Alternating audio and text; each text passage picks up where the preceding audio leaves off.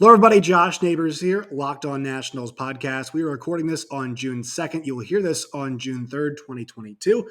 I am your host, Josh Neighbors. Joining us today, it is Matt Weyrich. I almost said Max. Matt Weyrich of NBC Sports Washington. We'll talk about Luis Garcia and expectations for him now with the Nationals. Also, Nationals in a bit of a bind with their starting pitching after it's been revealed. Joe Ross will be done for the year, even though he wasn't there yet. He was in the plans. Discuss what the Nats will do now. That and a whole lot more coming up on today's show. You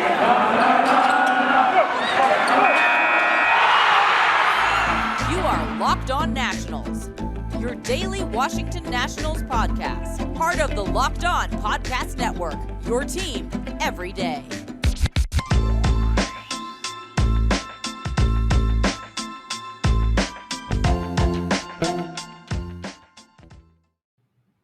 Once again, hello, everybody. Josh Neighbors here, Locked On Nationals podcast. Make sure you find us wherever you guys get your podcasts and on YouTube as well. Matt Weyrich, NBC Sports Washington. Matt, pretty eventful time for the Nationals, despite the fact that they're playing really poorly. Still, there's a ton of news, isn't there? Yeah, the kind of almost gets lost that they were just swept pretty handily by the Mets this week, considering all of the call-ups that we're seeing, injury reports, progress on some injury fronts. I mean, there's a lot going on in Nationals world right now, and a lot of it good. Just the product itself, not so much. Yeah, so let's talk about the first piece of news here is Joe Ross being done for the season. And, they just DFA'd Aaron Sanchez, right? So Evan Lee is there. Now he's taken that spot. We think Steven Strasburg is going to be back. I mean, what are you hearing on timeline for him to come back to the major leagues? What are you thinking right now? Yeah, well, he has got a rehab start in AAA Rochester on Friday. That'll be today for those of you listening. And it's going to kind of depend on how he feels coming out of this start. He's ramped up his pitch count up into the high 60s. I expect him to get up into the 80s in this start here. He's going against tougher competition than he's faced his last two outings, having been in low A Fredericksburg for his first two rehab starts. So we'll see how he does in this rehab start, and more importantly, how he feels the next day. And that's going to determine if he's going to need another rehab start or if he could rejoin the Nationals rotation as soon as June 8th, which would be his normal turn in the rotation. So we'll see if that is going to happen. It's all going to depend on how he feels. At that point, your rotation would be Strasburg, Corbin, Adone, Gray, Fetty. That would be your five at that point. And obviously, we get the news that Joe Ross not going to have a chance to push into that rotation. And I thought Joe pitched pretty well last year. A lot of times, Matt. I think I've heard a couple people say, it's going to be tough for him to land on the team because it's second TJ, but he's still 29, so he'll be 30 next year. I still think somebody takes a shot on him in his recovery. I think he's got the potential to just be just a solid pitcher. And I've seen guys come back from multiple TJs before. It's not like it's, a death sentence, but I did feel really bad for him. I mean, what a really unfortunate situation for a guy who, I thought sitting out 2020 for a second kind of looked like a good move for him. Feels less and less so right now. He's missed two of the last three seasons. And obviously had last year cut short due to injury. And this year we're not going to see him. Yeah, I think best case scenario for Ross is signing a 2-year deal with a major league club to spend most of next season rehabbing, make a few starts, and then have his first full season back. That would be 2024. But all in all likelihood, he's probably going to have to settle for a minor league deal. Davey Martinez did talk about when he announced that Ross would be having the surgery that he wants him back. The Nationals want him back. They see him as a National. They want him to spend time with the team while he's rehabbing. So it seems like the club still supports him, still wants to see through these injuries and get what comes out on the other side. But, it's going to be something where time will tell. But if it is a minor league deal, if that's what he ends up having to settle for, I can't see the Nationals walking away from that, saying that's too much. They've invested a lot in Ross previously. I'm sure that they would want to bring him back if he's willing to sign a minor league deal. And the other part of this that we have to mention now is that, I'm not sure where Anibal Sanchez is in his recovery, but this means that Yohan Adone is going to remain in the rotation, right? I mean, the two guys that we were thinking before were going to be the guys that were the odd men out were going to be Sanchez and then Adone. And now Sanchez is gone. They call up Evan Lee. Decent, not a horrible start yesterday, but obviously a straight shot from Double A, not your typical road to the bigs. And so now the Nationals are faced with these tough decisions about which way you go. But to me, I mean, it's not that difficult. I think when if you bring Sanchez back, you're going to drop Adone. He seems the guy who's just not totally ready there. But for right now, he gets to kind of retain his spot because he's not the next guy in the pecking order, in my opinion. Now, if Evan Lee pitches pretty well next start, I mean, we'll see. Maybe you make that change, but right now it looks like Yoan Adone at the big league level is safe. Yeah, I think this next start, which it seems like Evan Lee is going to be getting another start in the majors in this next turn of the rotation, that's going to be huge for him to try and make a case that he might belong in the major leagues. I mean, his first start was promising. It wasn't great. He obviously didn't go very deep into the game, but it also wasn't expected that he would go very deep. He only broke 90 pitches in a start once all season up to this point. So he's not really somebody who's giving even minor league teams, 6, 7 innings in a start. So I would expect him to end up back in Double A. Maybe make this next start, and we go from there. Adone retains his spot until Anibal Sanchez is ready, or one of the Nats' promising young arms that have been pitching well. We saw Cade Cavalli put together probably his most dominant start of the year, his last time out. And Cole Henry, it's reported that he was moved up to AAA today. So the two of them are now in Rochester together. They're the Nats' top two pitching prospects, not to mention Jackson Tetriot, who is not on the 40-man roster, but has been in Rochester this year and has actually been one of their better pitchers all season across their entire minor league system. All three of those guys are really knocking on the doors of the major leagues probably in the next month or so. So there is going to be a roster crunch. I do expect Adone to be sent back down to AAA at some point this year. I mean, his numbers aren't really sparkling at all. He's given up a lot of home runs, a lot of walks, really. I believe he leads the major leagues in walks right now. It's something where he's shown a lot of flashes, and you got to be encouraged about what you saw. But he probably needs to go back to the minor leagues at some point. So I don't think the Nationals will hesitate to bring up Anibal Sanchez, and then there's really going to be some tough decisions when it does come down to it with those young guys. Austin Voth too. The I wouldn't even call it an experiment. Just the experience itself is over now, right? It's over for him. He's been DFA'd. Just really rough year. And, you thought maybe at one point they changed the bullpen. Okay, could have been good for him, but never really got any traction. I think it was a decision that had to be made. I don't think Nats fans take any pleasure, especially in seeing guys that were part of the championship team, who are around for that, go. But I think it was a decision that had to be made. Yeah, I think he had gotten enough chances to this point, and if you look at his entire body of work, really the whole thing that you were kind of holding on to was a nice string of starts he had in 2019 before a shoulder injury prevented him from pitching in the playoffs. He looked really good there. He looked like a potential piece for the Nationals rotation, but then they gave him 11 starts in 2020. He was in the rotation the entire shortened season, and he really didn't look good. He got moved to the bullpen last season, and went through some spurts where you're like, okay, Austin Voth might be something, but then he would just have these 4 or 5 outings in a row where he's given up 2, 3 runs, and you can't be doing that if you're a 1 to 2 inning reliever. That's just not going to be a successful model in Major League Baseball. So the Nationals decided to cut bait, and it felt like the most natural move at this point. With where they are in their bullpen, they've got a lot of injured guys, so they were able to kind of give him a little bit more time this year, just because they were digging deep into their depth. But now that they are, starting to call some guys up, Carl Edwards Jr. looking like a legitimate weapon for them, things like that. Guys from AAA, Jordan Weems made his first 2 appearances over this past week. I just didn't think that there was much room for both at that point. All right, quick word from our sponsors here on today's show. Today's show is brought to you by our friends at rockauto.com. Go to rockauto.com today. With the ever-increasing number of makes and models for cars, it's now impossible to find what you need at your local chain auto parts store. So with rockauto.com, they got everything you need. Don't spend 30, 50, or even 100% more for the same parts from a chain store or car dealership. Go to rockauto.com today, a family-run business serving auto parts customers online for 20 years. rockauto.com. Great selection, always low prices, all the parts your car will ever need. That's rockauto.com.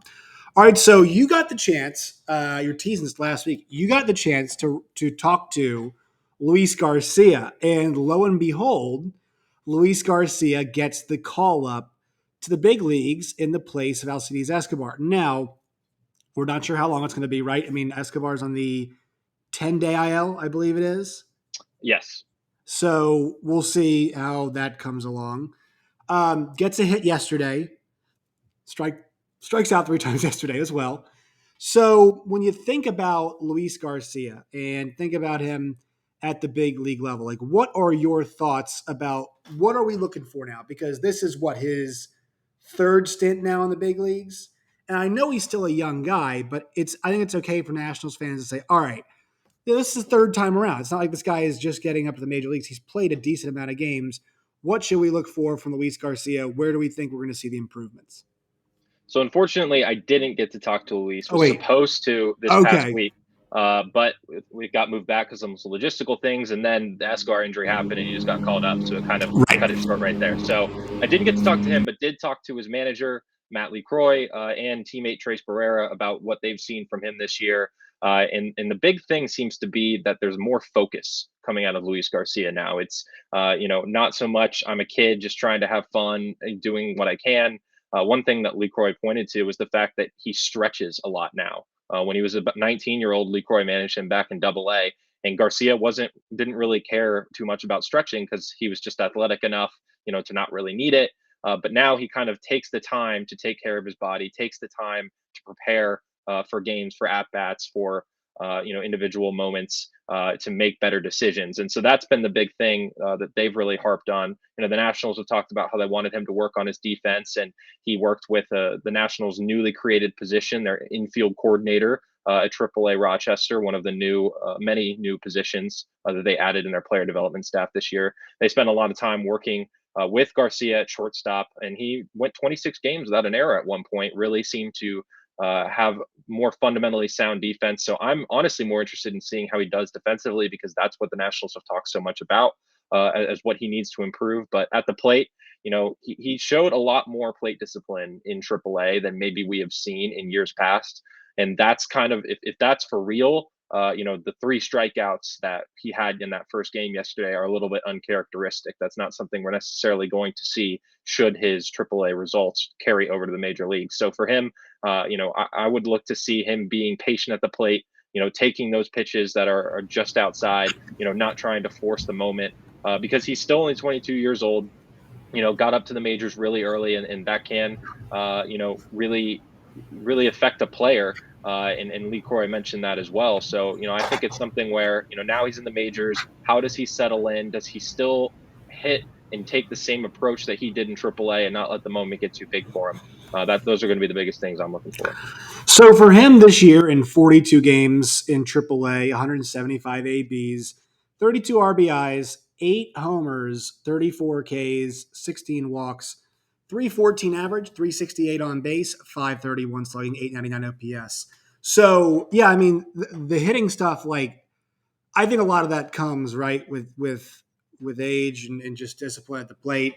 So does but you and I have talked about this. Like the defensive stuff is purely reps. It really is reps, and it's not just like the physical reps. It's like just the learning the angles, right? If I catch a ball right here, on a double play feed, how do I how do I recreate basically the best motion? Almost like a shooter, right? If I'm stepping over my whatever foot, how do I make sure I make this throw? It's that stuff because you and I have talked about it too. Like the guy can make plays from his tailbone, right? But also can botch some routine grounders. So I think you're right with that. I think the hitting part of it though is like strikeouts, right? I'm really watching to see like can you really, try to, not strike out as much. And maybe, once again, like play discipline, see more pitches. Let's see, 37 games last year, he walked 15 times. 42 this year, he's walked 16 times. So like, we're awful, but this is, not great. That discipline, right? That, we appreciate Yadiel Hernandez. We like the guy towards the back end of the lineup who is aggressive. But maybe for this guy at his age, it's not really where you want to be, right? You want to become a more complete hitter. Oh, exactly. And Garcia has, a 12-year difference between him and Yadiel Hernandez. So there's plenty of room for development there. The Nationals certainly believe in him, and they're going to have him for an extra year by keeping him down in the minor leagues through what was June 1st. They were able to add an extra year of control through team 2027, as he's not able to accrue enough service time this year for it to count as a full season. So that's something to keep an eye on as well. He'll be 27 at that point. Nationals called him up really early, and that's something that they've never shied away from is worrying down the line. If a guy is ready to come up and contribute to our team now, we'll call him up. They did it with Garcia, they did it with Soto, they did it with Harper, they did it with Trey Turner. There's plenty of examples you can point to of guys that maybe they could have waited to get extra service time, but they didn't. This time, however, with the Nationals being in a rebuild, it makes sense. This year of team control really isn't as valuable as 2027 might be. So, maybe they really did want him to work on his defense, and that was the reason that he was down there for so long. But certainly it helped them in gaining that extra year of control, and that's not to be overlooked. Yeah, I'm with you on that. That's huge. We all have had that conversation about service time manipulation. And I'll tell you what, it came at the perfect time. I mean, the injury, comes at a time where it's like they just get that cutoff line, right? I mean, it was literally May 31st when they had the injury to Alcides Escobar and have to make the switch then. One more word from our sponsors. Today's show is brought to you by our friends at Blue Nile. You all know the deal, guys. Blue Nile, if you're looking for a great piece of jewelry for that special someone, go to Blue Nile today. Make your moment sparkle with jewelry from BlueNile.com. And Locked On Sports listeners get a $50 off coupon on a purchase of $500 or more. This is a podcast exclusive. Use code Locked On. That's LOCKEDON. Locked On. You guys will get that $50 off once again at BlueNile.com. Promo code Locked On. Yeah, and then the one other thing, I mean, that just continually heats up, Matt, is we'll touch on this and we'll wrap it for this, but like the Juan Soto trade stuff, right? I mean, it just doesn't go away. But Mike Rizzo came and talked about it yesterday. I believe it was on the Junkies. I think did his radio hit that he does, and you know, I think with the team, we mentioned this before, with a team in flux potentially being sold, you want to maintain control of that asset and give the next group something to do. I know it's a fun thing to talk about. We did the Juan Soto trade package stuff too on this show. All right. But you always need to put the caveat, like they're not shopping him. And I don't think people understand that. They are not shopping him. I think anybody who's been following this team over the past 12 months understands that Juan Soto isn't going anywhere. It just doesn't make sense on multiple fronts. They're trying to have a quick rebuild. If you trade Juan Soto, that extends the rebuild to greater than 3 years, which is what they're reportedly looking for. They're in the middle of selling the team. Trading Juan Soto devalues the asset that is the Washington Nationals. There's no way around it. Having Soto being there as a guy to put butts in seats when very few other players are, he is just way more valuable than just what he brings as a baseball player. He is the face of this team, and it's really not even close. And then there's the question of, as I put out on Twitter yesterday, who would want to put their name behind trading Juan Soto? Is it Mike Rizzo in what could be his last year before he potentially goes to another team because his contract might be up after this year? No, probably not. Is it the Learners who won a World Series in DC and are forever going to have their reputation tied to that? Would they really want to sour the end of it by trading Juan Soto? No, probably not. Would any new owners that come in want their first move to be as new owners trading Juan Soto and immediately disenfranchising themselves from the entire fan base? No, probably not. It just really doesn't make sense any way you look at it, unless the Nationals just wanted to go complete reboot, bring in a new GM, bring in a new manager, trade Juan Soto, get a host of prospects, and just tear this whole thing down to the studs. But with the improvement that they've seen in their farm system this year alone, I really don't think that it makes any sense to try to kick this longer down the road. They seem to be progressing well in their rebuild right now. And if I'm Mike Rizzo and the Learners, I feel confident in the direction of the team. And the ownership just, they get off. I mean, they're kind of off the hook for the Bryce thing, right? Like you're kind of off the hook for that because you want a title. If you let Juan go, you're going to be kind of back on the hook for that in a way. Where it's like, sure, you won the title, but you let these two guys walk. Not to mention Trey and Rendon. Right. Not to mention those guys either. So, I'm with you on this. Matt, what are you working on right now? Where can people find your work and all of its variety? Yeah, I'm working on a lot of baseball stuff, cooking up a few things this upcoming week. I won't give too much away, but you can check all of my work out over at NBCSportsWashington.com. And I'm on Twitter at @ByMattWeyrich. All right, cool. You guys can find me on Twitter at @JoshNeighbors_. You guys can find the show at LO_Nationals. You guys can find us wherever you get your podcasts, and you can find us on YouTube as well. All right, Matt, enjoy the Clash of the Titans between Cincinnati and the Nats this weekend. The race to the bottom, baby.